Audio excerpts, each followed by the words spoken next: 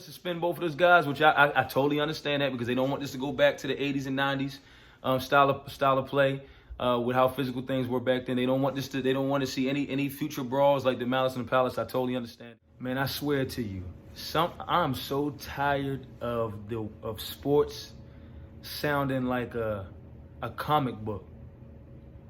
Like so dramatic, so theatrical. I'm looking at this situation between LeBron James and Isaiah Stewart. Why do people have to make things sound more complicated than they actually are? This is not a complicated situation at all. I played basketball coming up, right? These guys that are some of these commentators who, former NBA players, they played the game at the highest level. We're talking about some of the greatest basketball players on the planet, playing it in the highest league of the land. It's a physical game. Thank God for my pops. I spoke to my pops earlier, and we were going back and forth talking about this, but we agreed on it. And I'm so glad that he made a great point, a point that you're not seeing a lot of people on television or on radio make right now. It's a physical game. Basketball, no, it's not football. No, it's not the MMA. No, it's not boxing, but it's a physical game. Every single game is physical. Every quarter is physical. Every play, there's physicality involved. We've seen clinches. We've seen arm clinches every night, every game. You see that. Someone's on the free throw line. You got guys trying to fight for position, trying to fight to box out, and they get into an arm clinch. We see that stuff all the time. They're leaning their bodies against one another. We see this all the time. This is nothing new. Like, this is not really major news. It's entertaining because you don't see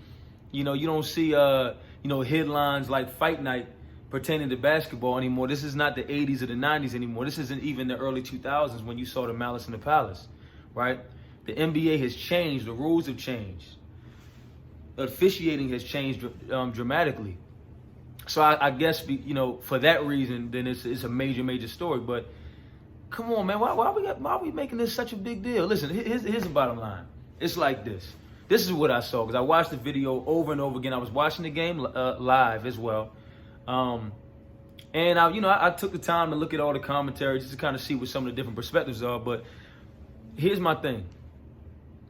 I'm looking at it. My dad made a great point. Everybody's talking about LeBron James, right? And what he did. We understand what he did. He was in an arm clinch. It seemed like he got frustrated with being in that clinch, and I think he kind of overextended himself, over-exaggerated the hand movement, and you saw what happened. And as a result, his hand made contact with Isaiah Stewart's face. Okay, you could say LeBron didn't have to do all of that, but it's not really a big deal. Bottom line is this. They both knew what they were doing. Isaiah Stewart, like my pop said, he was lower. His body was intentionally lower than LeBron's, and he was leaning into LeBron. LeBron is a little bit more upright. They're both 6'8", 240, 250 pounds, right?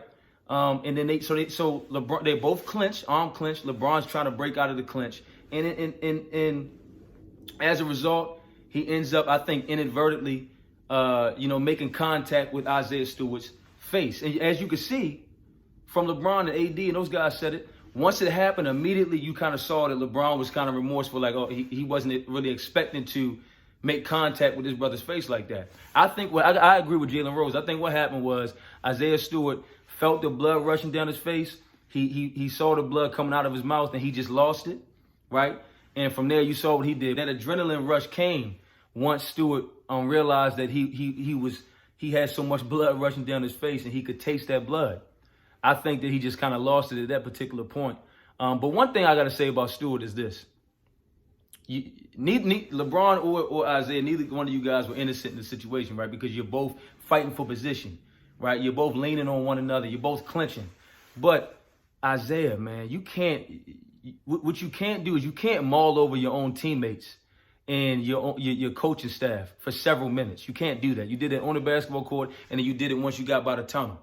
As a matter of fact, once he got to the tunnel, before he started running through, through the tunnel, I guess he was going towards the locker room to get to LeBron. Who knows?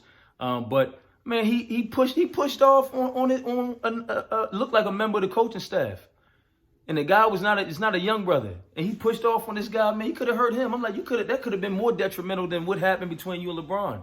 You could have hurt multiple teammates and multiple coaches with the way that you were responding and reacting. So it's crazy, man.